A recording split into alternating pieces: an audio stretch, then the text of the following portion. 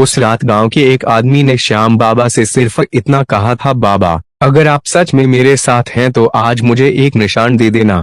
अगले ही पल मंदिर की घंटी अपने आप बज उठी। लेकिन असली डर तब शुरू हुआ जब वह निशान उसे गांव के उस घर तक ले गया जिसका दरवाजा पिछले 21 साल से बंद था। राजस्थान के एक छोटे से कस्बे में रघुवीर नाम का एक साधारण कपड़े की दुकान चलाने वाला व्यक्ति रहता था। वह बहुत बड़ा धार्मिक आदमी नहीं था, लेकिन काटू श्याम बाबा के प्रति उसकी श्रद्धा बेहद गहरी थी। हर महीने की 11 को वह बाबा की तस्वीर के सामने दीपक जलाता और अपनी दुकान बंद करने से पहले हाथ जोड़कर कहता, हारे का सहारा मेरे घर का भी सहारा बने रहना। उसकी जिंदगी सामान्य चल रही थी, लेकिन एक दिन अचानक उसकी दुकान पर एक बूढ़ी महिला आई। उसने कोई सामान नहीं खरीदा, बस रघुवीर को कुछ देर तक देखती रही और फिर बोली, तुम्हारे पिता के बारे में एक बात बतानी है। रघुवीर चौंक गया, क्योंकि उसके पिता को गुजरे कई साल हो चुके थे। उसने पूछा, आप मेरे पिता को कैसे जानती हैं? बूढ़ी महिला ने अपनी साड़ी की गांठ से एक पुरानी पीली पड़ चुकी चाबी निकाली और उसकी हथेली पर रखते हुए कहा, इसे उन्होंने मुझे दिया था और कहा था कि जब उनका बेटा बाबा की सच्ची शरण में आ जाए तभी यह चाबी उसे देना। इतना कहकर वह महिला बिना अपना नाम बताए दुकान से निकल गई। रघुवीर कुछ दूर तक उसके पीछे गया, लेकिन गली के मोड़ पर पहुंचते ही वे कहीं दिखाई नहीं दी। उसने चाबी को ध्यान से देखा तो उसमें एक छोटा सा निशान बना था, मोरपंख जैसा। उसी शाम रघुवीर खाटू श्याम बाबा के मंदिर गया और बाबा के सामने बैठकर बोला, बाबा मुझे समझ नहीं आ रहा कि यह क्या है। अगर इसका मेरे पिता से कोई संबंध है तो मुझे रास्ता दिखा देना। उसने यह बात कही ही थी कि मंदिर के अंदर की एक छोटी घंटी अचानक बज उठी। वहां मौजूद लोगों ने सोचा हवा से बज गई होगी, लेकिन रघुवीर ने देखा कि मंदिर के अंदर हवा बिल्कुल नहीं थी।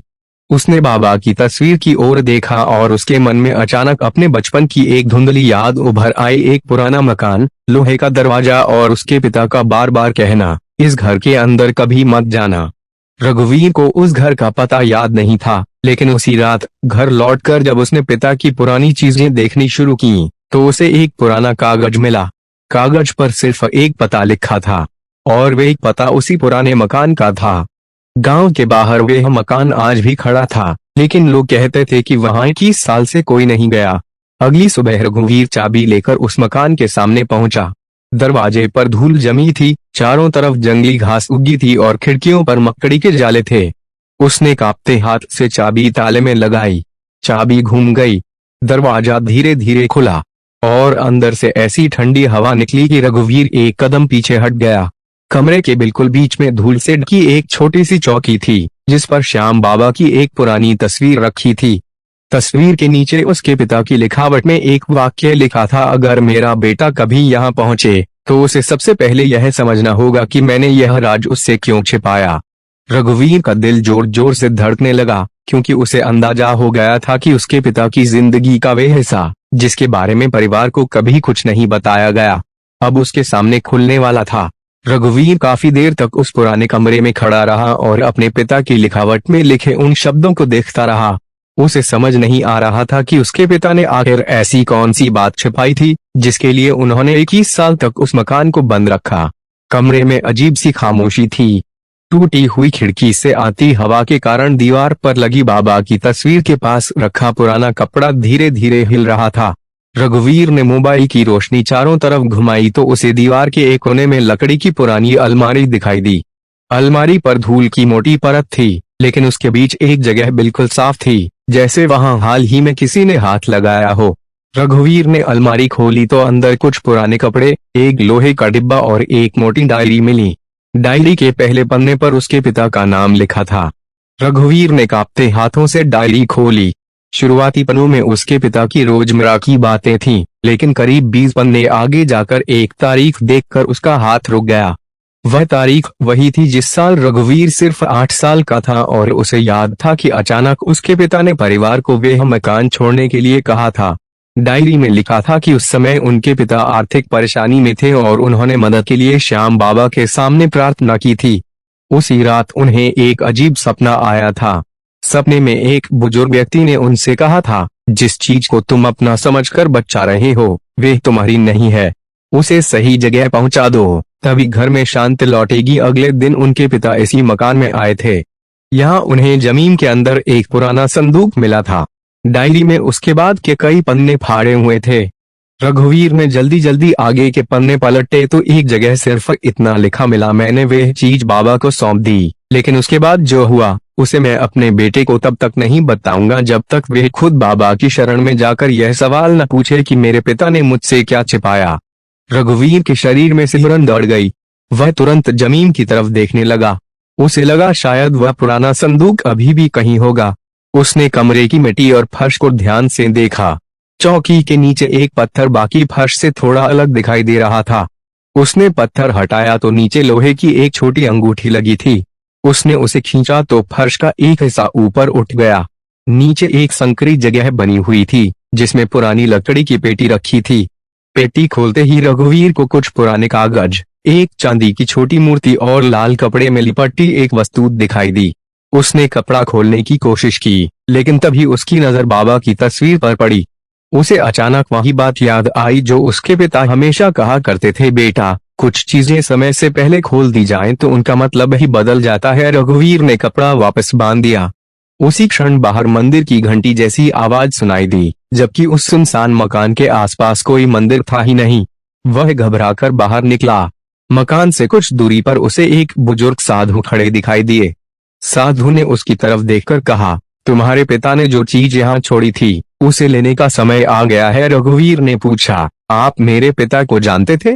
साधु मुस्कुराए और बोले, तुम्हारे पिता ने मुझे सिर्फ एक बार देखा था, लेकिन उस एक मुलाकात के बाद उन्होंने अपनी पूरी जिंदगी बदल दी थी। रघुवीर ने लाल कपड़े में बंधी वस्तु के बारे में पूछा तो साधु ने जवाब दिया, उसे अभी मत खोलना, पहले यह जानो कि तुम्हारे पिता ने उसे यहाँ क्यों छिपाया था।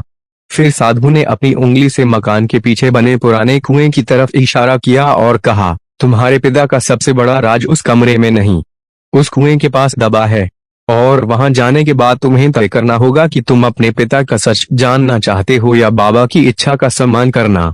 रघुवीर ने बाबा की तस्वीर की तरफ देखा और उसे महसूस हुआ कि यह सिर्फ उसके पिता की कहानी नहीं थी, यह उसकी अपनी जिंदगी से जुड़ा कोई ऐसा रहस्य था जिसकी शुरुआत 21 साल पहले हो चुकी थी। कुएं के पास मिला पहला संकेत। रघुवीर साधु की बात सुनकर मकान के पीछे बने उस पुराने कुएं की तरफ बढ़ा, लेकिन हर कदम के साथ उसके मन में एक अजीब सी घबराहट बढ़ती जा रही थी। कुआं वर्षों से सूखा पड़ा था और उसके चारों तरफ ऊंची घास उगी हुई थी। पत्थरों पर काई जम चुकी थी और पास ही एक पुराना पीपल का पेड़ था जिसकी शाखाएं हवा चलने पर ऐसे हिल रही थीं जैसे कोई दूर से हाथ के इशारे कर रहा हो। रघुवीर ने कुएं के किनारे पहुंचकर नीचे झांका तो अंदर सिर्फ अंधेरा दिखाई दिया। उसने मोबाइल की टॉर्च नीचे की, लेकिन रोशनी कुछ ही दूरी तक पहुंच पाई। तभी उसकी नजर कुएं की दीवार पर बने एक छोटे से निशान पर पड़ी। वह निशान बिल्कुल उसी मोरपंख जैसा था जो उसे बूढ़ी महिला की दी हुई चाबी पर मिला था। रघुवीर ने दीवार पर हाथ फेरा तो एक ढीली ईंट उसकी उंगलियों से हिल गई। उसने ईंट बाहर निकाली तो पीछे एक छोटी सी लोहे की डिबिया छिपी थी। डिबिया पर उसके पिता का नाम खुदा हुआ था। रघुवीर ने उसे खोला तो अंदर एक पुराना कागज और बाबा की छोटी सी तस्वीर मिली। तस्वीर के पीछे लिखा था, जिस दिन मेरा बेटा यह तस्वीर यहाँ पाए उसे समझ लेना चाहिए कि मैंने जो कुछ किया वह अपनी इच्छा से नहीं, एक वचन निभाने के लिए किया था। रघुवीर का दिल जोर से धड़कने लगा।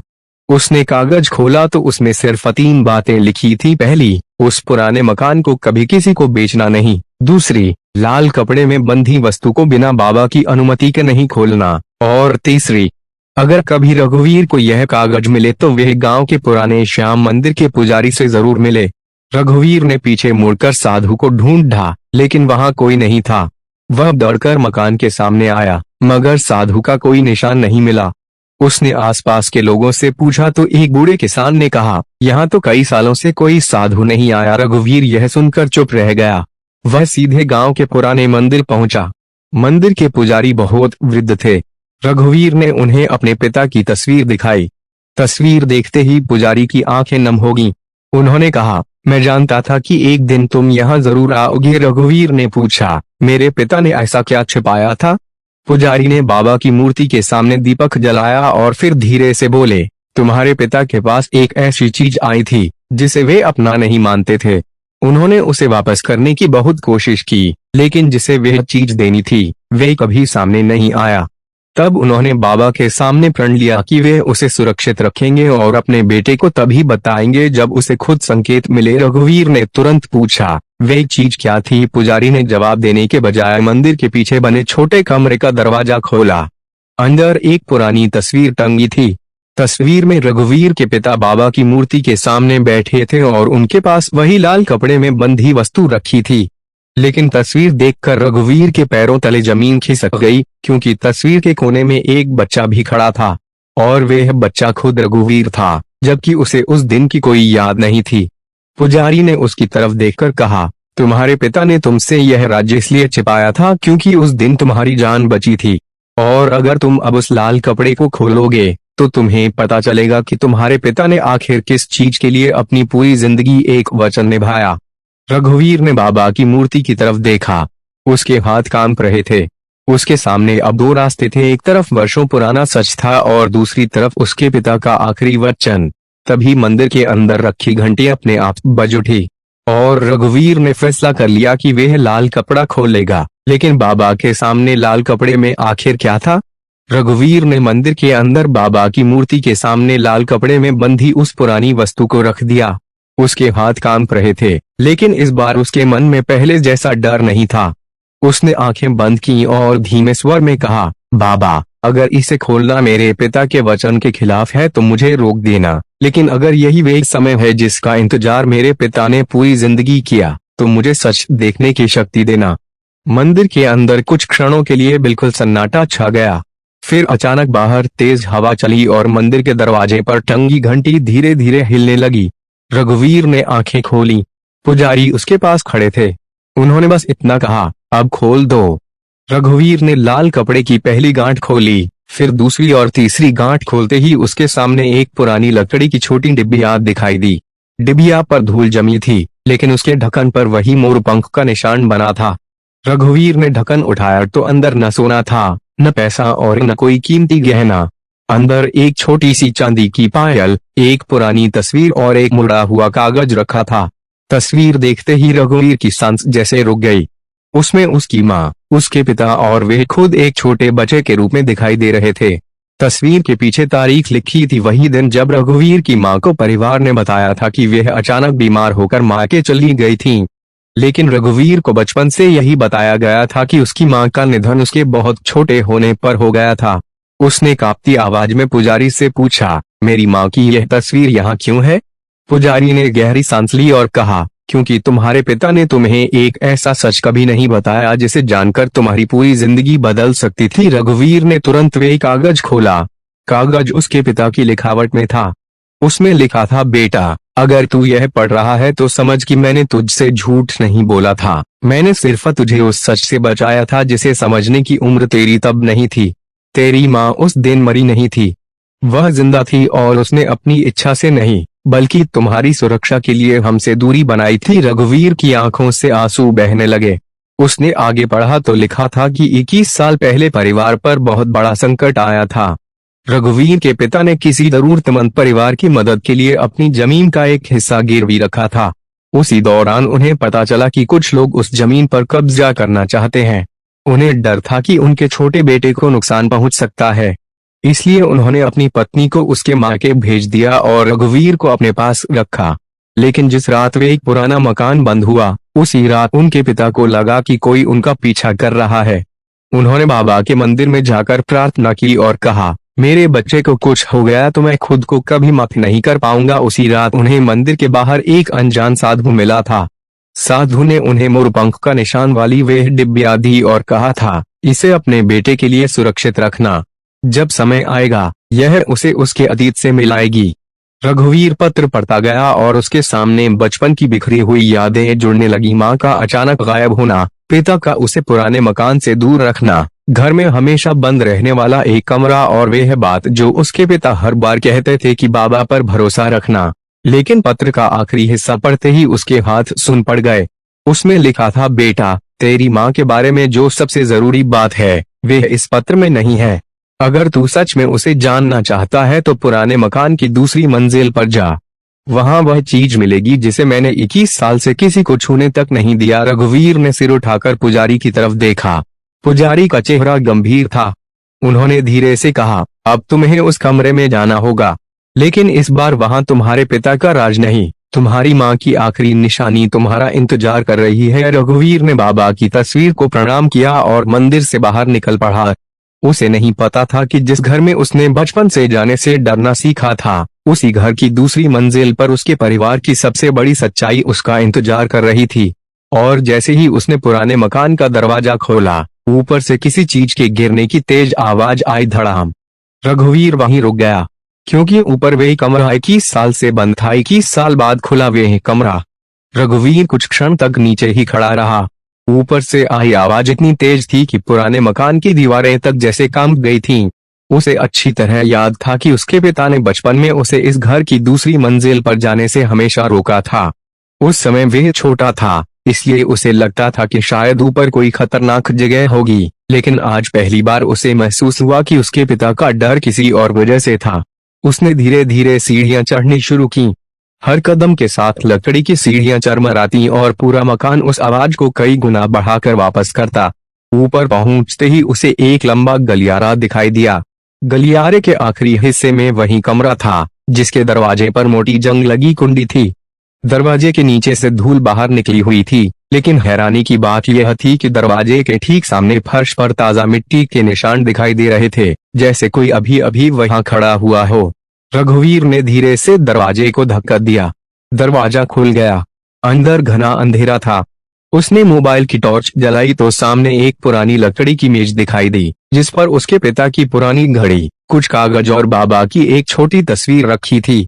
कमरे के कोने में एक लोहे का संदूक पड़ा था। रघुवीर ने संदूक खोला तो उसके अंदर कपड़ों के नीचे एक पुरानी डायरी मिली। डायरी के पहले पन्ने पर उसकी माँ का नाम लिखा था। रघुवीर की आंखें भर आईं।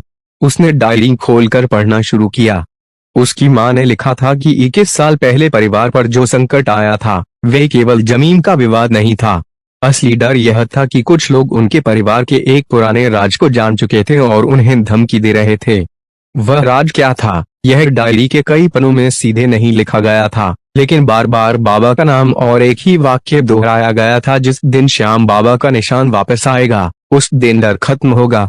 रघुवीर ने आगे पढ़ा तो उसकी माँ ने लिखा था कि जिस रात उन्होंने घर छोड़ा था, उन्होंने अपने छोटे बेटे रघुवीर को सोते हुए देखा था और उसके माथे पर हाथ रखकर बाबा से प्रार्थना की थी, मेरे बच्चे को अपने चरणों में रखना। उसी रात उन्होंने एक छोटी सी चांदी की पायल बाबा के मंदिर में चढ़ाई थी। रघुवीर ने तुरंत अपनी जेब में रखी वही पायल निकाली और समझ गया कि उसके पिता ने उसे इतने सालों तक क्यों संभाल कर रखा था। तभी कमरे के बाहर हल्की सी आहट हुई। रघुवीर ने पलट कर देखा तो गलियारा खाली था। उसने दरवाजा बंद कर दिया और फिर डायरी पढ़ने लगा। आखिरी पन्ने पर उसकी माँ ने लिखा था, अगर कभी मेरा बेटा यह डायरी पढ़े तो उसे यह जरूर बताना कि मैं उससे दूर अपनी इच्छा से नहीं गई थी। मैंने उसे बचाने के लिए यह फैसला लिया था, और अगर वे कभी इस कमरे तक पहुंच जाए तो उसे खिड़की के नीचे वाली ईंट निकालनी होगी। रघुवीर ने तुरंत खिड़की के नीचे की दीवार देखी। एक ईंट बाकी ईंटों से थोड़ी बाहर निकली हुई थी। उसने उसे हटाया तो पीछे एक छोटा सा लिफाफा छिपा था। लिफाफे पर सिर्फ लिखा था, मेरे बेटे के लिए। रघुवीर ने उसे खोलने के लिए हाथ बढ़ाया ही था कि अचानक कमरे का दरवाजा जोर से बंद हो गया। मोबाइल की रोशनी भी बंद हो गई। अंधेरे में उसे बाबा की तस्वीर के सामने से आती बहुत हल्की सी घंटी की आवाज सुनाई दी। उसने घबराकर बाबा का नाम लिया और मोबाइल फिर से जलाया। कमरे में कोई नहीं था, लेकिन मेज पर रखी उसके पिता की बंद घड़ी अब चल रही थी। उसकी सुइयां तेजी से घूमी और ठीक उसी समय रुक गई जब बाहर मंदिर की घंटी बजी। रघुवीर ने कांपते हाथों से लिफाफा खोला। अंदर सिर्फ एक तस्वीर थी। तस्वीर में उसकी माँ एक छोटे से मंदिर के सामने खड़ी थी, लेकिन उनके साथ खड़ा दूसरा व्यक्ति देखकर रघुवीर की सांस रुक गई। वह चेहरा उसने पहले भी देखा था, वही रहस्यमयी साधु जो उसे पुराने मकान तक लेकर आया था। तस्वीर के पीछे सिर्फ एक लाइन लिखी थी, इन्हें ढूंढोगे तो अपनी माँ तक पहुंच जाओगे। तस्वीर वाला साधु। रघुवीर ने तस्वीर को हाथ में लेकर कई बार देखा। उसकी माँ के चेहरे पर वही मुस्कान थी जो उसे बचपन की धुंधली यादों में याद थी, लेकिन उनके पास खड़ा साधु उसके लिए सबसे बड़ा सवाल बन चुका था। वह साधु वही था जिसे उसने कुछ समय पहले पुराने मकान के बाहर देखा था। रघुवीर ने तस्वीर को पलटकर फिर पढ़ा, इन्हें ढूंढोगे तो अपनी माँ तक पहुंच जाओगे। उसका दिल तेजी से धड़कने लगा। क्या उसकी माँ सच में जिंदा थी? क्या उसके पिता ने 21 साल तक उससे यही बात छिपाई थी? वह सवालों में उलझा ही था कि अचानक कमरे के बाहर से किसी महिला की धीमी आवाज आई, रघुवीर। वह आवाज सुनते ही उसके शरीर में सिहरन दौड़ गई। उसे लगा जैसे उसने यह आवाज पहले कहीं सुनी है। वह दरवाजे के पास गया और धीरे से पूछा, कौन? बाहर से कोई जवाब नहीं आया। उसने दरवाजा खोला तो लंबा गलियारा बिल्कुल खाली था, लेकिन सीढ़ियों के पास जमीन पर एक छोटा सा लाल कपड़े का टुकड़ा पड़ा था। रघुवीर ने उसे उठाया तो उसके अंदर एक कागज मिला। उस पर सिर्फ एक जगह का नाम लिखा था, गांव से लगभग 30 किलोमीटर दूर एक पुराना श्याम मंदिर। रघुवीर उसी समय वहां जाने के लिए निकल पड़ा। मंदिर गांव से काफी दूर था और रास्ता सुनसान पहाड़ियों के बीच से होकर जाता था। जब वह मंदिर पहुंचा तो वहां एक वृद्ध पुजारी बैठे थे। रघुवीर ने उन्हें तस्वीर दिखाई। तस्वीर देखते ही पुजारी की आंखें फैल गईं। उन्होंने कहा, यह तस्वीर बहुत पुरानी है और यह महिला यहाँ कई साल पहले आई थी। रघुवीर ने कांपते हुए पूछा, क्या आप जानते हैं वे कहाँ गईं? पुजारी ने कहा, उन्होंने बाबा के सामने एक वचन लिया था कि जब तक उनके बेटे की जिंदगी सुरक्षित नहीं हो जाती वे अपने घर वापस नहीं जाएंगी। रघुवीर की आंखों में आंसू आ गए। उसने पूछा, क्या मेरा मतलब है? पुजारी ने सिर हिलाकर कहा, हाँ, तुम्हारे पिता और माँ दोनों तुम्हें बचाने के लिए अलग हुए थे। फिर पुजारी ने मंदिर के पीछे बने एक छोटे कमरे से पुराना रजिस्टर निकाला। उसमें वर्षों पहले की यात्रियों की प्रविष्टियां थीं। एक पन्ने पर उसकी माँ का नाम लिखा था। उसके नीचे एक पता था, एक छोटा सा आश्रम जो शहर से काफी दूर था। रघुवीर ने पता देखा तो उसके हाथ कांपने लगे। उसे लगा जैसे 21 साल से बंद दरवाजा आखिर खुल गया हो। वह उसी दिन आश्रम की ओर निकल पड़ा। कई घंटों के सफर के बाद वह एक शांत जगह पहुंचा। वहां पेड़ों के बीच कुछ छोटे कमरे बने थे। मुख्य दरवाजे पर एक वृद्ध महिला दीपक जला रही थी। रघुवीर ने जैसे ही उसका चेहरा देखा उसके कदम वहीं रुक गए। चेहरे पर उम्र की रेखाएं थीं, बाल सफेद हो चुके थे, लेकिन आंखें बिल्कुल वैसी थीं जैसी उसकी बचपन की यादों में थीं। रघुवीर की आवाज उसके गले में अटक गई। उसने बस इतना कहा, मां। महिला के हाथ से दीपक गिरते गिरते बचा। उसने रघुवीर को देखा और उसकी आंखों से आंसू बहने लगे। कई सेकंड तक दोनों कुछ नहीं बोले। फिर महिला ने कांपते हाथों से उसके सिर पर हाथ रखा और कहा, बेटा, बाबा ने मेरी सुन ली। रघुवीर अपनी माँ के पैरों में बैठ गया और रोते हुए पूछने लगा, आपने मुझे इतने साल क्यों नहीं बताया कि आप जिंदा हैं? माँ ने उसे उठाया और कहा, क्योंकि तुम्हारे पिता ने मुझसे वचन लिया था कि जब तक वह राज खत्म नहीं होता मैं तुम्हारे सामने नहीं आऊंगी। रघुवीर ने पूछा, कौन सा राज? माँ ने उसकी तरफ देखा और कहा, वही राज जिसके कारण तुम्हारे पिता ने वह पुराना मकान बंद किया था और जिसकी वजह से बाबा के सामने हमने एक ऐसा वचन लिया था जिसे पूरा करने में 21 साल लग गए। तभी आश्रम के पीछे से वही साधु बाहर आए। रघुवीर ने उन्हें देखते ही पहचान लिया। साधु मुस्कुराए और बोले, अब तुम्हें तुम्हारे पिता का आखिरी सच बताने का समय आ गया है। रघुवीर की नजर उस साधु पर टिक गई। इतने दिनों से जिस चेहरे को वे कभी पुराने मकान में, कभी मंदिर के रास्ते में और कभी तस्वीर में देख रहा था, आज वही व्यक्ति उसकी माँ के आश्रम में उसके सामने खड़ा था। रघुवीर ने लगभग कांपती आवाज में पूछा, आप कौन हैं और मेरे पिता को कैसे जानते थे? साधु ने शांत स्वर में कहा, तुम्हारे पिता ने मुझे कोई चमत्कारी आदमी नहीं माना था। नहीं, मैंने कभी ऐसा दावा किया। मैं बस उस समय उनका साथी था जब उन्होंने बाबा के सामने एक कठिन वचन लिया था। रघुवीर की माँ चुपचाप दोनों को देख रही थी। साधु ने आगे बताया कि 21 साल पहले उसके पिता को पता चला था कि जिस पुराने मकान में परिवार रहता था उसके नीचे कुछ पुराने दस्तावेज छिपे हुए थे। वे दस्तावेज जमीन और परिवार की संपत्ति से जुड़े थे और अगर गलत लोगों के हाथ लग जाते तो पूरा परिवार मुसीबत में पड़ सकता था।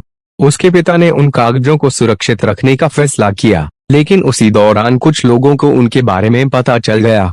परिवार को धमकियां मिलने लगीं। रघुवीर के पिता ने बाबा के मंदिर में जाकर प्रार्थना की और कहा कि वे अपने बेटे को किसी भी कीमत पर सुरक्षित रखेंगे। उसी रात मंदिर के बाहर उनकी मुलाकात इसी साधु से हुई थी। साधु ने उन्हें समझाया था कि बच्चे को कुछ समय के लिए उसकी मां के साथ सुरक्षित जगह भेज देना ही बेहतर होगा। यही वजह थी कि रघुवीर की मां अचानक उससे दूर चली गई थी। रघुवीर की आंखों में आंसू थे। उसने अपनी मां से पूछा, आपने मुझे एक बार भी वापस आकर क्यों नहीं देखा? मां ने उसका हाथ पकड़कर कहा, देखा था बेटा, बहुत बार देखा था।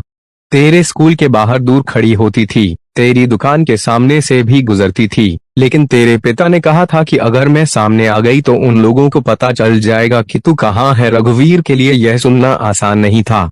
उसने इतने साल अपनी माँ को खोया हुआ समझा था और अब उसे पता चल रहा था कि वह दूर रहकर भी उसकी जिंदगी देखती रही थी। साधु ने फिर उसे एक पुराना लिफाफा दिया। यह तुम्हारे पिता ने तुम्हारे लिए छोड़ा था। उन्होंने कहा था कि इसे तभी देना जब तुम्हारी माँ और तुम एक ही जगह पर खड़े हो। रघुवीर ने कांपते हाथों से लिफाफा खोला। अंदर उसके पिता का आखिरी पत्र था। उसमें लिखा था, बेटा, मैंने तुझसे बहुत कुछ छिपाया, लेकिन एक बात कभी नहीं छिपाई, मैं तुझसे प्यार करता था। मैंने बाबा के सामने सिर्फ तेरी सुरक्षा मांगी थी। अगर कभी तू अपनी माँ तक पहुंच जाए तो समझना कि मेरा वचन पूरा हो गया। उसके बाद तुझे किसी डर में जीने की जरूरत नहीं। पत्र पढ़कर रघुवीर फूट फूट कर रो पड़ा। उसकी माँ ने उसे सीने से लगा लिया। उस क्षण के साल का इंतजार जैसे खत्म हो गया। लेकिन साधु ने कहा, एक बात तो अभी बाकी है। रघुवीर ने आंखें उठाई। साधु ने कहा, तुम्हारे पिता ने जो लाल कपड़े में चीज छोड़ी थी वे सिर्फ एक निशानी नहीं थी, उसके साथ वह आखिरी दस्तावेज भी है जिसके लिए इतने साल यह राज छिपा रहा। रघुवीर ने पूछा, वह दस्तावेज कहाँ है? साधु ने उसकी ओर देखकर कहा, तुम उसे पहले ही देख चुके हो, लेकिन तुम्हें पता नहीं था कि वह क्या है। रघुवीर को अचानक पुराने मकान की वह छोटी लकड़ी की डिब्बिया याद आई। उसके अंदर पड़ी पुरानी तस्वीर, चांदी की पायल और वह मुड़ा हुआ कागज।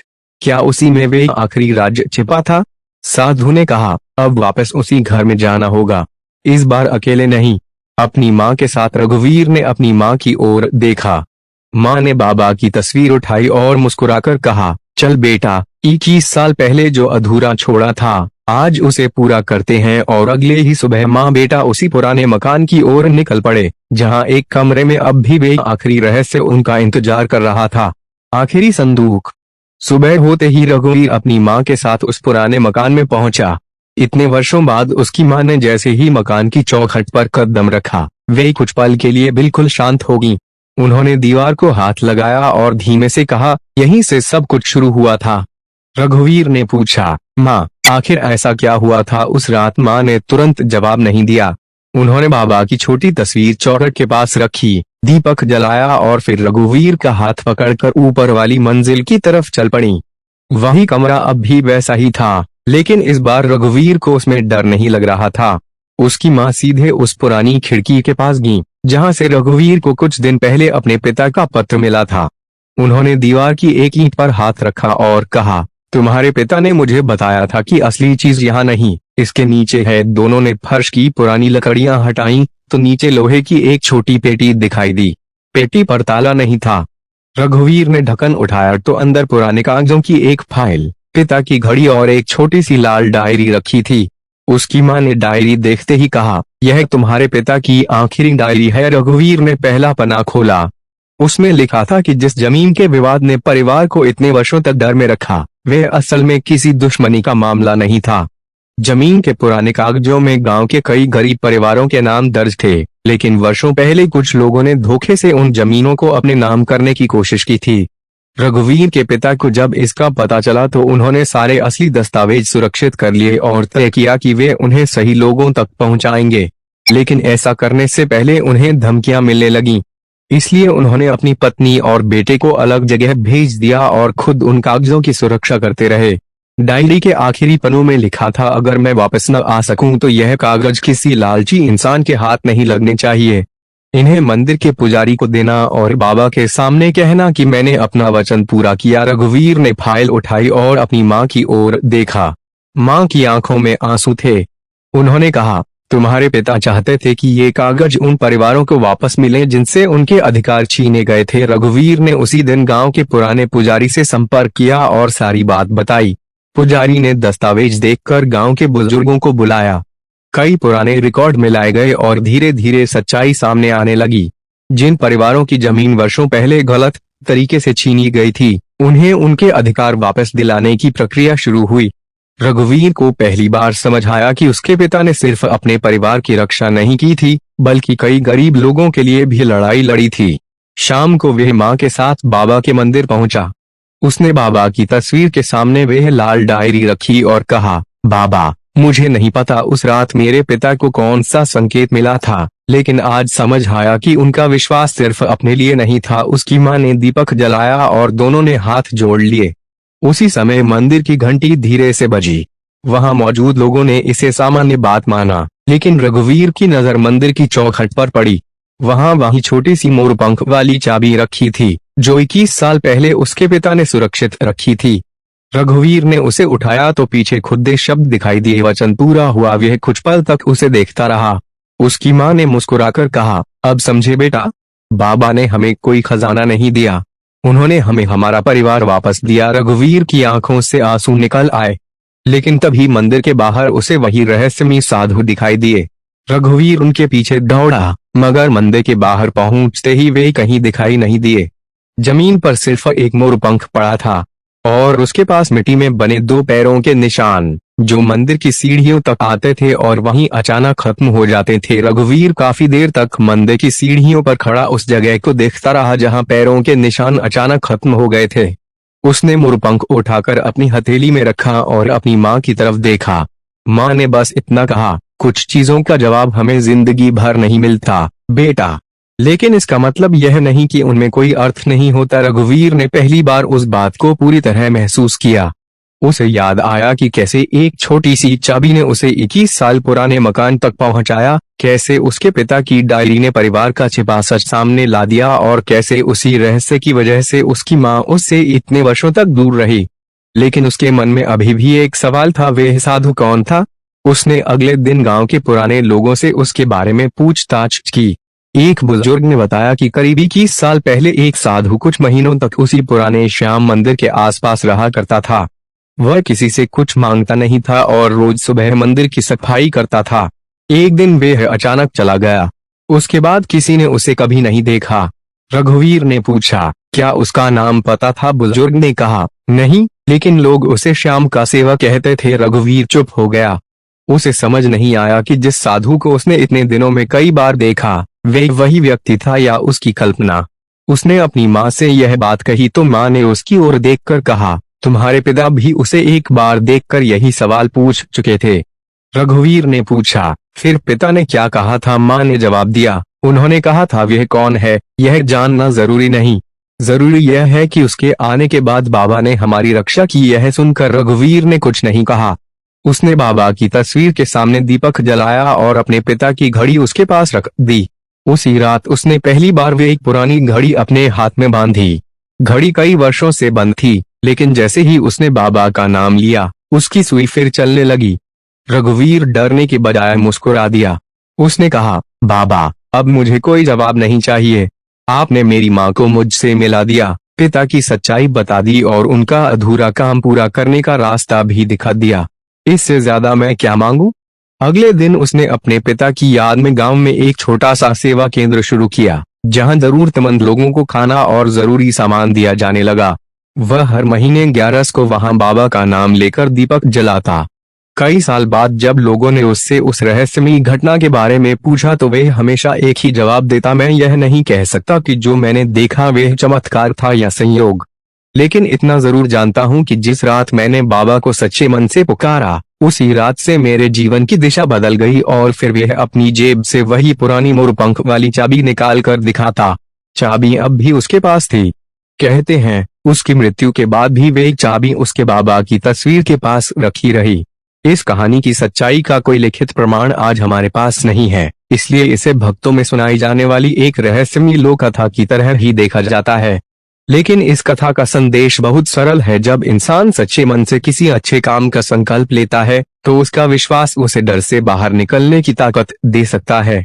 रघुवीर के लिए श्याम बाबा का सबसे बड़ा चमत्कार कोई रहस्यमयी साधु नहीं था, बल्कि वह दिन था जब 21 साल बाद उसका परिवार फिर से एक साथ बैठा था और मंदिर की उसी चौखट पर जहां उसे आखिरी बार वह मोरपंख मिला था, उसने सिर झुकाकर बस इतना कहा, हारे का सहारा बाबा श्याम हमारा। उस रात रघुवीर मंदिर से घर लौट आया, लेकिन उसके मन में एक बात लगातार घूम रही थी। अगर उसके पिता ने इतने वर्षों तक उस रहस्य को छिपाकर रखा था, तो क्या कहानी सच में खत्म हो चुकी थी? उसने पिता की पुरानी डायरी फिर से निकाली और इस बार हर पन्ने को बहुत ध्यान से पढ़ना शुरू किया। कई पन्नों के किनारे अजीब निशान बने हुए थे जिन्हें वह पहले सिर्फ स्याही के धब्बे समझ रहा था, लेकिन जब उसने उन निशानों को एक साथ देखा तो उनमें वही मोरपंख जैसा चिन्ह बन रहा था। उसने सारे निशानों को क्रम से मिलाया तो एक पुराना मंदिर का नाम सामने आया जिसके बारे में गांव में बहुत कम लोग जानते थे। अगले दिन सुबह वह अपनी माँ के साथ उस मंदिर की तलाश में निकल पड़ा। मंदिर गांव से काफी दूर एक सुनसान रास्ते के किनारे था और वर्षों से वहां कोई नियमित पूजा करने नहीं आता था। मंदिर के अंदर बाबा की एक बहुत पुरानी तस्वीर रखी थी। रघुवीर ने जैसे ही तस्वीर के सामने दीपक जलाया, उसकी माँ अचानक रुक गई। उन्होंने तस्वीर के पीछे हाथ लगाया और बोली, मैंने यह जगह पहले देखी है। तस्वीर हटाने पर दीवार में एक छोटा सा खांचा दिखाई दिया। उसके अंदर एक कागज रखा था। कागज पर उसके पिता की लिखावट थी, अगर तुम दोनों यहाँ तक पहुँच गए हो तो मेरा आखिरी डर खत्म हो गया। नीचे लिखा था कि उन्होंने जो कुछ छिपाया था उसका उद्देश्य कभी किसी को धोखा देना नहीं था। वह सिर्फ अपने परिवार को उस समय सुरक्षित रखना चाहते थे जब उन्हें लगता था कि खतरा बहुत करीब है। सबसे महत्वपूर्ण बात यह थी कि उन्होंने अपने बेटे के लिए कोई धन या संपत्ति नहीं छोड़ी थी। उन्होंने लिखा था, मैं चाहता हूं कि मेरा बेटा यह समझे कि बाबा पर विश्वास करने का मतलब चमत्कार का इंतजार करना नहीं है, इसका मतलब है सही काम करने की हिम्मत रखना। रघुवीर ने पत्र पढ़ते पढ़ते आंखें बंद कर लीं। इतने वर्षों से जिस रहस्य को वह किसी बड़े चमत्कार की तरह समझ रहा था, उसके पीछे उसके पिता की एक बहुत साधारण लेकिन गहरी इच्छा थी, अपने परिवार को सुरक्षित रखना और दूसरों का हक वापस दिलाना। उसकी माँ ने धीरे से कहा, तुम्हारे पिता हमेशा कहते थे कि बाबा ने हमारी जिंदगी नहीं बदली, बाबा ने हमें सही फैसला लेने की ताकत दी। उसी समय मंदिर के बाहर हवा चली और चौखट पर रखा एक सूखा मोरपंख अंदर आकर रघुवीर के पैरों के पास गिर गया। उसने उसे उठाया और बाबा की तस्वीर के सामने रख दिया। इस बार उसके मन में कोई डर नहीं था। उसने महसूस किया कि 21 साल से जिस सवाल का जवाब वह खोज रहा था, उसका जवाब किसी बंद कमरे, किसी रहस्यमयी साधु या किसी छिपी हुई चीज में नहीं था। असली जवाब उसके पिता की आखिरी इच्छा में था कि उसका बेटा डर के बजाय विश्वास चुने और अपनी जिंदगी दूसरों की मदद में लगाए। रघुवीर ने उसी दिन फैसला किया कि वह अपने पिता के नाम से गांव में गरीब परिवारों की मदद करेगा। उसने पुराने दस्तावेजों के आधार पर जिन लोगों का हक वापस मिलना था, उनके लिए लड़ाई शुरू की। धीरे धीरे कई परिवारों को उनका अधिकार मिला। गांव वालों ने पहली बार जानना कि जिस आदमी को वे सिर्फ एक साधारण दुकानदार समझते थे, उसके पिता ने वर्षों पहले उनके लिए कितनी बड़ी लड़ाई लड़ी थी। शाम को रघुवीर बाबा के मंदिर गया। उसने दीपक जलाया, आंखें बंद की और कहा, बाबा, मैंने आपको कभी देखा नहीं, लेकिन मेरे जीवन में आपके होने का एहसास हमेशा रहा। अगर उस रात आपने मुझे कोई संकेत दिया था तो आज मैं उसका अर्थ समझ गया हूँ। मंदिर की घंटी उसी समय हल्के से बज उठी। रघुवीर मुस्कुराया और सिर झुका दिया। उसके लिए वह कहानी वहीं खत्म हो गई। लेकिन गांव के कुछ बुजुर्ग आज भी कहते हैं कि उस मंदिर के आसपास कभी कभी एक अनजान साधु दिखाई देता है जो किसी से कुछ मांगता नहीं, बस बाबा की तस्वीर के सामने कुछ देर खड़ा होकर चला जाता है। कोई नहीं जानता वह कौन है। रघुवीर ने उसे फिर कभी नहीं देखा, लेकिन उसकी माँ हमेशा कहती थी, हर रहस्य का चेहरा दिखाई देना जरूरी नहीं होता। कुछ रहस्य सिर्फ विश्वास बनकर जिंदगी में रह जाते हैं और रघुवीर के लिए वही उसका सबसे बड़ा चमत्कार था, कहानी का सबसे बड़ा सच। रघुवीर ने उस दिन के बाद अपनी जिंदगी पूरी तरह बदल दी। पहले वे बाबा से अपने लिए सुख और परेशानी दूर करने की प्रार्थना करता था, लेकिन अब उसकी प्रार्थना बदल चुकी थी। वह हर बार हाथ जोड़कर कहता, बाबा, मुझे इतना ही देना कि जरूरतमंद के काम आ सकूं और गलत रास्ते पर जाने से पहले मुझे रोक देना। धीरे धीरे उसके सेवा केंद्र की चर्चा आसपास के गांवों तक पहुंचने लगी। एक दिन एक बहुत गरीब बूढ़ा व्यक्ति उसके पास आया और बोला कि उसके पास रहने के लिए घर नहीं है। रघुवीर ने बिना कुछ पूछे उसके रहने और खाने का इंतजाम कर दिया। उस बूढ़े ने जाते समय अपनी जेब से एक पुरानी चांदी की छोटी सी घंटी निकालकर रघुवीर को दी और कहा, यह मेरे पास बहुत सालों से थी, इसे उस आदमी को देना था जो दूसरों की मदद बिना किसी लालच के करे। रघुवीर ने घंटी हाथ में लेते ही उसे पहचान लिया। उसके पिता की डायरी में इसी तरह की घंटी का जिक्र था। उसने बूढ़े से पूछा, आपको यह कहाँ से मिली? लेकिन बूढ़ा सिर्फ मुस्कुराया और बोला, जिसे तुम खोज रहे थे उसे अब खोजने की जरूरत नहीं है। इतना कहकर वह चला गया। रघुवीर काफी देर तक सड़क की तरफ देखता रहा। फिर उसने घंटी बाबा की तस्वीर के सामने रख दी। उसी रात उसने पिता की पुरानी डायरी का आखिरी पन्ना खोला, जो पहले चिपका हुआ था। उसे खोलने पर सिर्फ एक वाक्य मिला, बेटा अगर तू यहाँ तक पहुँच गया है तो समझ कि बाबा ने तुझे जवाब दे दिया है। रघुवीर की आंखें भर आईं। उसे पहली बार लगा कि उसके पिता ने उससे जो कुछ छिपाया था वह किसी डर की वजह से नहीं, बल्कि उसे सही समय आने तक सुरक्षित रखने के लिए था। उसने डायरी बंद की, बाबा के सामने दीपक जलाया और अपनी माँ के पास जाकर बैठ गया। माँ ने उसका हाथ पकड़कर कहा, अब तुम्हारे पिता को शांति मिलेगी। रघुवीर ने पूछा, माँ क्या आपको सच में लगता है कि बाबा ने हमारी मदद की? माँ ने मुस्कुराकर कहा, बेटा हर इंसान अपने विश्वास का जवाब अपने तरीके से पाता है। मेरे लिए तो इतना ही काफी है कि 21 साल बाद मेरा बेटा मेरे पास बैठा है। दोनों की आंखों में आंसू थे, लेकिन इस बार वे दुख के नहीं, सुकून के आंसू थे। उस दिन रघुवीर ने अपने पिता की घड़ी, मोरपंख वाली चाबी और वह छोटी चांदी की घंटी बाबा की तस्वीर के पास रख दी। फिर उसने आखिरी बार उस पुराने मकान का दरवाजा बंद किया। इस बार उसने ताला डर की वजह से नहीं लगाया था। उसने उसे इसलिए बंद किया था क्योंकि उसके अंदर छिपा हर राज अब अपनी जगह पहुंच चुका था। जाते जाते उसने पीछे मुड़कर मकान को देखा और मन ही मन कहा, पिताजी आपका वचन पूरा हो गया। तभी दूर मंदिर से घंटी की आवाज आई। रघुवीर ने अपनी माँ की तरफ देखा। दोनों कुछ नहीं बोले, शायद उन्हें जवाब मिल चुका था। उस दिन के बाद पुराने मकान की कहानी धीरे धीरे गांव की याद बन गई, लेकिन रघुवीर के लिए वह सिर्फ एक रहस्य नहीं था, वह उसकी जिंदगी का वह अध्याय था जिसने उसे सिखाया कि सच्ची श्रद्धा हमेशा चमत्कार मांगने में नहीं, बल्कि सही समय पर सही काम करने में होती है।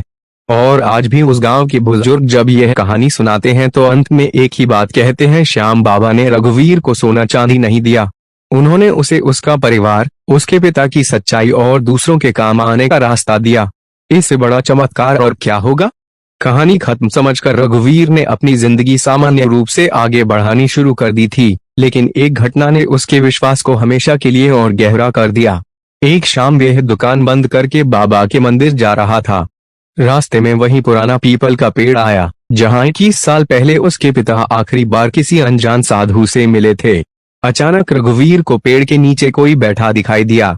वह पास गया तो उसकी धड़कन तेज हो गई। वही साधु था जिसे उसने इतने वर्षों में कई बार देखा था। साधु ने उसकी तरफ देखा और मुस्कुराकर कहा, अब तो तुम्हें अपने सारे जवाब मिल गए होंगे। रघुवीर ने उनके सामने हाथ जोड़कर पूछा, आप कौन हैं? मेरे पिता से आपका क्या संबंध था? और हर बार जब मैं किसी मुश्किल में था, आप मेरे सामने क्यों आए? साधु ने कुछ पल चुप रहकर कहा, मैं तुम्हारे पिता का कोई रिश्तेदार नहीं था, न ही तुम्हारे जीवन का मालिक। मैं भी तुम्हारी तरह बाबा का एक भक्त था। तुम्हारे पिता ने एक रात मेरी मदद की थी और जाते समय मैंने उनसे कहा था कि अगर कभी उनके परिवार को मेरी जरूरत पड़े तो मैं जितना बन पड़ेगा उतना करूंगा। बस वही वचन निभाता रहा। रघुवीर ने पूछा, लेकिन आपको कैसे पता चला कि मुझे कब मदद चाहिए? साधु मुस्कुराए और बोले, जिसे विश्वास होता है वह संकेत पहचान लेता है। फिर उन्होंने अपनी जेब से रघुवीर के पिता की वही पुरानी मोरपंख वाली चाबी निकाली और उसके हाथ में रखते हुए कहा, यह तुम्हारे पिता ने मुझे आखिरी बार दी थी। उन्होंने कहा था कि इसे तब लौटाना जब उनका बेटा अपने डर से बाहर निकल आए। रघुवीर की आंखों में आंसू आ गए। उसने चाबी को माथे से लगाया और पूछा, अब मैं आपको दोबारा कहाँ ढूंढूंगा? साधु ने बाबा की दिशा में देखते हुए कहा, जहाँ किसी हारे हुए इंसान को सहारे की जरूरत होगी वहीं मुझे ढूंढ लेना। इतना कहकर वे धीरे धीरे आगे बढ़ने लगे। रघुवीर कुछ कदम उनके पीछे गया, लेकिन पीपल के पेड़ के मोड़ पर पहुंचते ही साधु दिखाई नहीं दिए। जमीन पर सिर्फ एक मोरपंख पड़ा था। रघुवीर ने उसे उठाया और मंदिर की ओर चल पड़ा। उस रात उसने बाबा के सामने दीपक जलाकर कहा, बाबा अब मैं आपसे कोई चमत्कार नहीं मांगूंगा, बस इतना आशीर्वाद देना कि जब किसी को सहारे की जरूरत हो मैं उसके लिए खड़ा रह सकूं। मंदिर की घंटी बज उठी। रघुवीर मुस्कुराया और सिर झुका दिया। उसके बाद उसने अपने पिता के नाम से सेवा का काम और बढ़ा दिया। वर्षों बाद जब उसके बाल सफेद हो गए और लोग उसके पास बैठकर यह कहानी सुनने लगे तो वे हर बार अंत में यही कहता, मैं आज भी नहीं जानता कि उस साधु को बाबा ने भेजा था या वह सिर्फ एक नेक इंसान था, लेकिन इतना जरूर जानता हूँ कि जिस दिन मैंने बाबा पर सच्चे मन से भरोसा किया उसी दिन से मेरे जीवन में सही लोगों और सही रास्तों की कमी नहीं रही। और मंदिर की उसी चौखट पर, जहां कभी 21 साल पुराने रहस्य का पहला संकेत मिला था, आज भी रघुवीर हर 11 को एक दीपक जलाता था। उसके पास अब न कोई डर था, न कोई सवाल, सिर्फ एक विश्वास था, हरे का सहारा, बाबा श्याम हमारा। समय बीता गया और रघुवीर की उम्र भी बढ़ती गई, लेकिन उसके पास रखी 3 चीजें कभी नहीं बदली। उसके पिता की पुरानी घड़ी, मोरपंख वाली चाबी और वह छोटी चांदी की घंटी। वह इन्हें हमेशा बाबा की तस्वीर के सामने रखता था। एक दिन गांव में श्याम बाबा की बड़ी भजन संध्या रखी गई। रघुवीर अपनी माँ के साथ मंदिर पहुंचा। भजन चल रहा था और सैकड़ों लोग बाबा का नाम ले रहे थे। तभी मंदिर के बाहर एक छोटा बच्चा रोता हुआ दिखाई दिया। रघुवीर उसके पास गया और पूछा, बेटा क्या हुआ? बच्चे ने बताया कि वह अपनी माँ से बिछड़ गया है। रघुवीर उसे अंदर ले आया और कुछ ही देर में उसकी माँ भी मिल गई।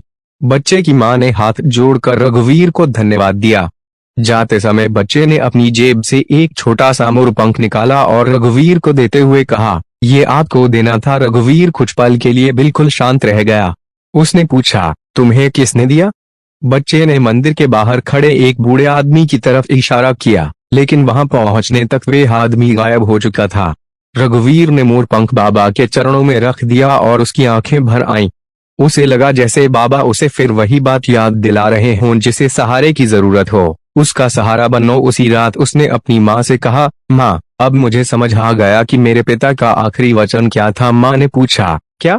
रघुवीर ने मुस्कुराकर कहा, उन्होंने मुझे बाबा से चमत्कार मांगना नहीं सिखाया था, उन्होंने मुझे किसी और के जीवन में चमत्कार बनने की राह दिखाई थी। माँ की आंखों में आंसू आ गए।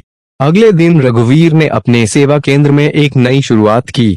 उसने तय किया कि गांव में कोई बच्चा भूखा नहीं सोएगा और किसी बुजुर्ग को अकेले मदद के लिए भटकना नहीं पड़ेगा।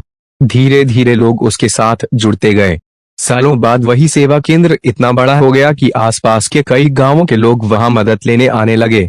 रघुवीर हमेशा कहता, यह मेरा काम नहीं है, यह बाबा की सेवा है। एक सुबह जब वह मंदिर में दीपक जला रहा था, उसकी नजर बाबा की तस्वीर के नीचे रखी मोरपंख वाली चाबी पर पड़ी। चाबी के साथ एक छोटा कागज रखा था।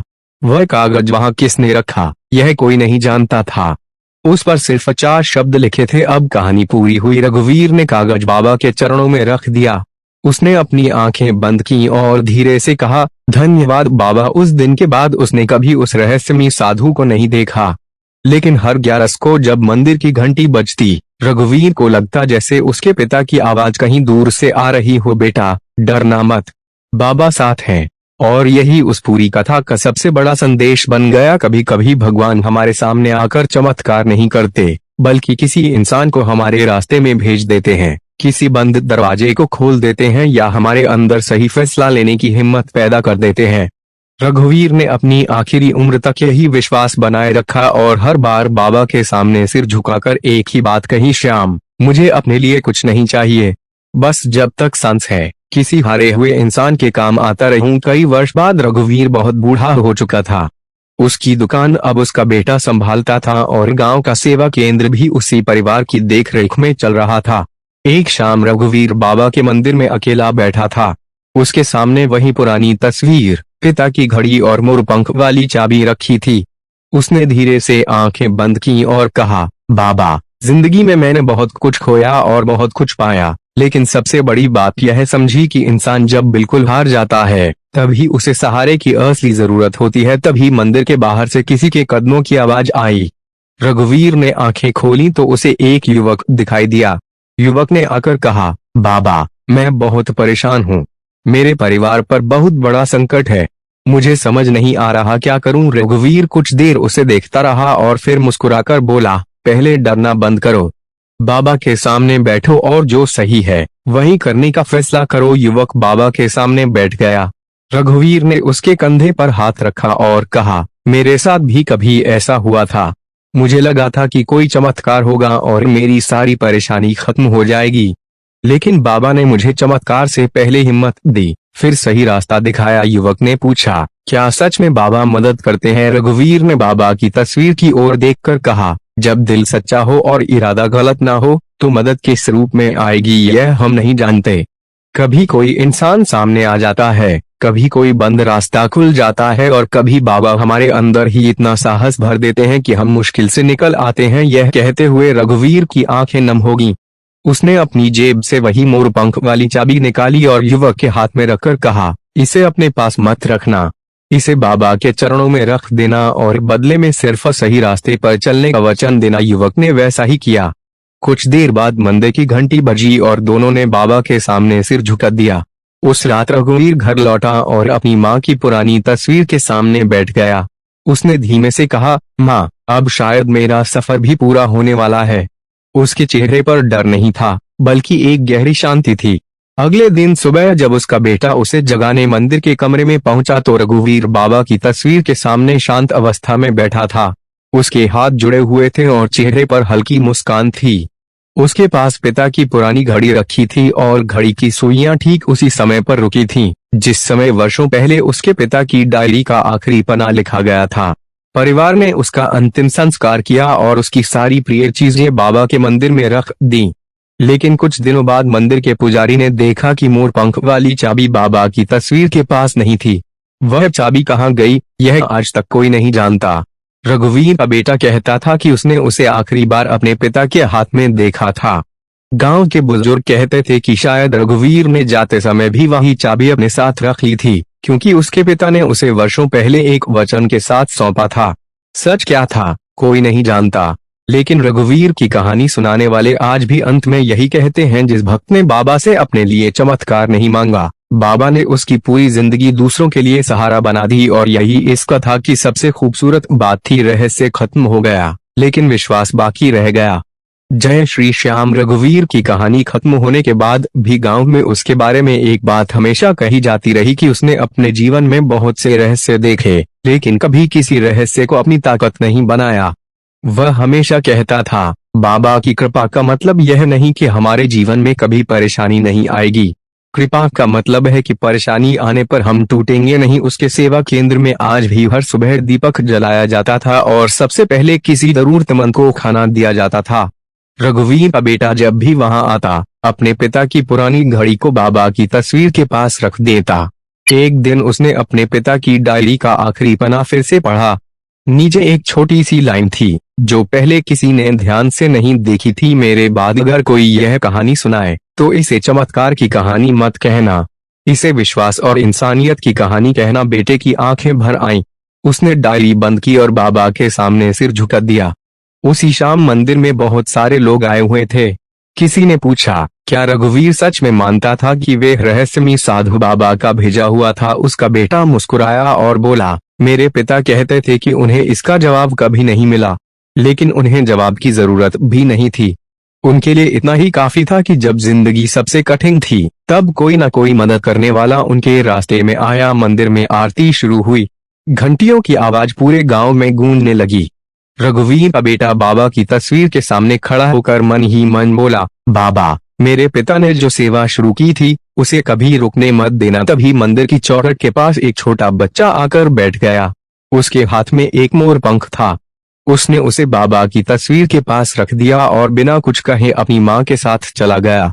रघुवीर का बेटा कुछ पल उस मोर पंख को देखता रहा। उसने उसे उठाया नहीं, वहीं बाबा के चरणों में छोड़ दिया। उसके मन में अपने पिता की आवाज गूंज रही थी, बेटा, हर निशान का मतलब खोजने की कोशिश मत करना, कभी कभी बस विश्वास करके आगे बढ़ जाना। और शायद यही इस पूरी कथा का सबसे बड़ा संदेश था।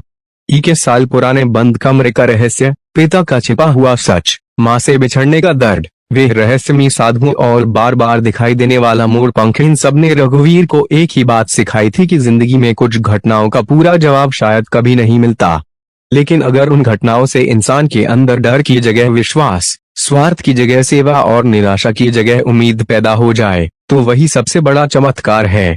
यह कथा भक्तों में सुनाई जाने वाली एक रहस्यमयी कहानी के रूप में कही जाती है। इसके सभी घटनाक्रम को ऐतिहासिक रूप से प्रमाणित घटना नहीं माना जाना चाहिए, लेकिन इसकी सीख आज भी उतनी ही खूबसूरत है। जब दुनिया कहे कि तुम हार गए, तब बाबा श्याम का नाम लेकर सही रास्ते पर एक कदम और बढ़ा देना, क्योंकि कभी कभी मंजिल से पहले सिर्फ एक कदम की जरूरत होती है। जय श्री श्याम। रघुवीर की कहानी को गांव में बीते कई साल हो चुके थे, लेकिन उसके परिवार ने बाबा की सेवा बंद नहीं की। एक दिन रघुवीर का बेटा पुराने मकान की सफाई करने गया। मकान अब लगभग खाली पड़ा था। उसने पिता की पुरानी डायरी, कुछ तस्वीरें और पुराने कागज सुरक्षित कर लिए थे। सफाई करते समय उसकी नजर उसी कमरे की दीवार पर पड़ी जहां कभी उसके पिता को आखिरी पत्र मिला था। दीवार के पीछे से हल्की सी आवाज आ रही थी। उसने ईंट हटाई तो अंदर एक छोटा लकड़ी का डिब्बा मिला। डिब्बे पर धूल के बावजूद मोरपंख का निशान साफ दिखाई दे रहा था। उसने डिब्बा खोला तो उसमें न कोई पैसा था, न कोई गहना, सिर्फ एक छोटी सी पर्ची थी। उस पर रघुवीर की लिखावट में लिखा था, अगर यह पर्ची मेरे बेटे को मिले तो समझना कि कहानी का रहस्य ढूंढने की जरूरत नहीं है।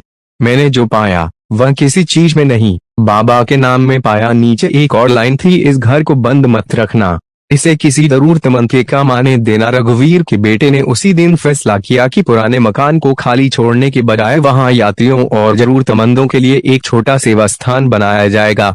कुछ महीनों में मकान की मरम्मत हो गई। जिस कमरे में कभी 21 साल तक ताला लगा था, उसी कमरे में अब रोज शाम बाबा का दीपक जलने लगा। गांव के लोग वहां आने लगे और हर 11 को भजन होने लगा। एक रात आरती खत्म होने के बाद रघुवीर का बेटा कमरे में अकेला बैठा था। अचानक उसे लगा जैसे पीछे कोई खड़ा है। उसने पलट कर देखा तो कोई नहीं था, लेकिन बाबा की तस्वीर के सामने रखा दीपक तेज जल रहा था और उसके पास एक ताजा मोरपंख रखा था। उसने उसे उठाने के बजाय हाथ जोड़ दिए और कहा, बाबा, अगर यह आपका संकेत है तो मैं इसे अपने लिए नहीं रखूंगा, इसे आपकी सेवा में ही रहने दूंगा। अगले दिन उसने वह मोरपंख तस्वीर के नीचे रख दिया। इसके बाद कभी कोई रहस्यमयी घटना हुई या नहीं, इसका कोई प्रमाण नहीं मिला, लेकिन गांव के लोगों के लिए उस पुराने घर का मतलब बदल गया था। जहां कभी डर और रहस्य की बातें होती थीं, वहां अब जरूरतमंदों को खाना मिलता था, बुजुर्गों को सहारा मिलता था और शाम को बाबा का नाम लिया जाता था। रघुवीर के बेटे ने पिता की आखिरी इच्छा पूरी कर दी थी, और शायद यही इस पूरी कहानी का असली अंत था। एक बंद कमरा खुला, लेकिन उसके साथ सिर्फ एक रहस्य नहीं खुला। एक परिवार फिर से जुड़ा, कई लोगों का हक वापस मिला और एक डरावनी जगह सेवा की जगह बन गई। लोग आज भी उस मकान को श्याम का घर कहते हैं। कोई इसे चमत्कार मानता है, कोई संयोग, और कोई सिर्फ एक भक्त की आस्था।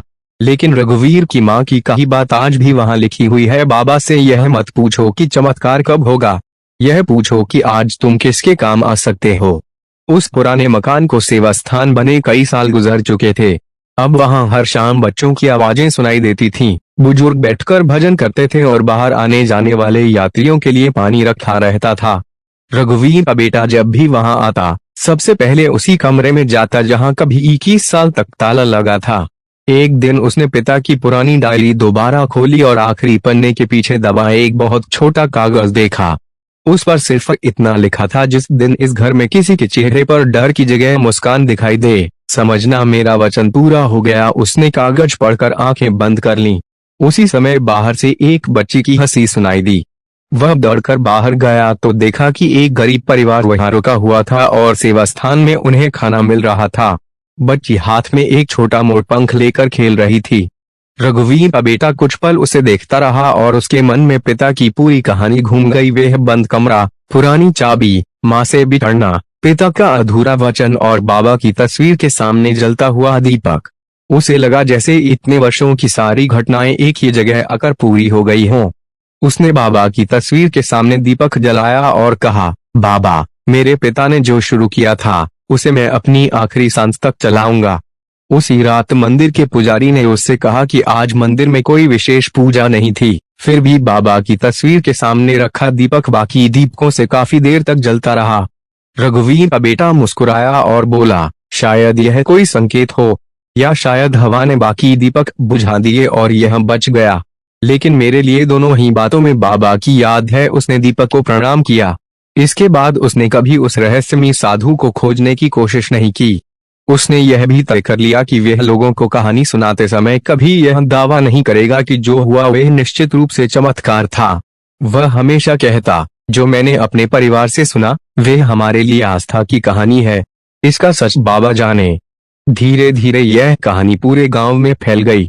लोग जब भी उस पुराने सेवा स्थान पर आते तो एक दीपक जरूर जलाते। कहते हैं, आज भी वहां बाबा की तस्वीर के नीचे एक पुरानी मोरपंख वाली चाबी रखी है। वह असली वही चाबी है या बाद में रखी गई कोई दूसरी चाबी, इसका कोई प्रमाण नहीं है, लेकिन उस जगह आने वाला हर व्यक्ति उसके सामने कुछ देर जरूर रुकता है। और यही इस कथा का सबसे सुंदर अंत है। जिस घर ने 21 साल तक एक परिवार को अपने अतीत से बांध कर रखा, वही घर बाद में सैकड़ों लोगों के लिए सहारे की जगह बन गया। रघुवीर चला गया, उसका पिता चला गया, वे रहस्यमयी साधु भी फिर कभी दिखाई नहीं दिया, लेकिन बाबा के नाम का वह दीपक आज भी जलता रहा। शायद चमत्कार यही था कि एक इंसान की आस्था ने उसके जाने के बाद भी दूसरों की जिंदगी में रोशनी बांटना जारी रखा। जय श्री श्याम। समय अपनी रफ्तार से आगे बढ़ता गया और रघुवीर की कहानी धीरे धीरे गांव की सबसे रहस्यमयी कथाओं में से एक बन गई। लेकिन उसके परिवार ने कभी यह दावा नहीं किया कि हर घटना चमत्कार ही थी। वे बस इतना कहते थे कि उस पूरे सफर ने उन्हें बाबा श्याम पर विश्वास करना और इंसानियत के लिए जीना सिखाया। जिस पुराने मकान में कभी डर के कारण कोई कदम नहीं रखता था, वहीं अब हर शाम जरूरतमंदों के लिए खाना बनता था और बाबा के नाम का दीपक जलता था। एक शाम रघुवीर का बेटा मंदिर में अकेला बैठा था। उसने पिता की पुरानी घड़ी बाबा की तस्वीर के सामने रखी और धीरे से कहा, बाबा, मेरे पिता ने जो वचन निभाया था उसे हमने भी निभाने की कोशिश की है। अब हमारे पास मांगने के लिए कुछ नहीं है। तभी मंदिर के बाहर से हवा का हल्का झोंका आया और तस्वीर के नीचे रखा मोरपंख जमीन पर गिर गया। उसने मोरपंख उठाया, बाबा के चरणों में रखा और मुस्कुराते हुए कहा, अब समझ गया, निशान ढूंढना जरूरी नहीं, रास्ते पर चलना जरूरी है। उसने दीपक के सामने हाथ जोड़े और अपनी आंखें बंद कर लीं। उसी समय उसे ऐसा महसूस हुआ जैसे किसी ने उसके सिर पर बहुत प्यार से हाथ रखा हो। उसने आंखें खोली तो वहां कोई नहीं था, लेकिन दीपक की लौ पहले से ज्यादा स्थिर थी। उसने बाबा को प्रणाम किया और बाहर निकल गया। उस दिन के बाद उसने कभी किसी रहस्यमयी साधु को देखने की उम्मीद नहीं की, न किसी चमत्कार का इंतजार किया। उसने बस अपने पिता की तरह जरूरतमंदों की मदद करना जारी रखा। वर्षों बाद जब गांव के बच्चे उससे यह कहानी सुनाने को कहते, तो वे आखिर में हमेशा यही कहता, हो सकता है इस कहानी में कुछ बातें सिर्फ संयोग रही हों, हो सकता है कुछ बातें हमारी आस्था हों, लेकिन एक बात बिल्कुल सच है, जब इंसान टूटकर भी सही रास्ते पर चलता रहता है तो उसके अंदर उम्मीद की रोशनी बुझती नहीं। फिर वे बाबा की तस्वीर की ओर देखकर हाथ जोड़ता और कहता, हरे का सहारा, बाबा श्याम हमारा।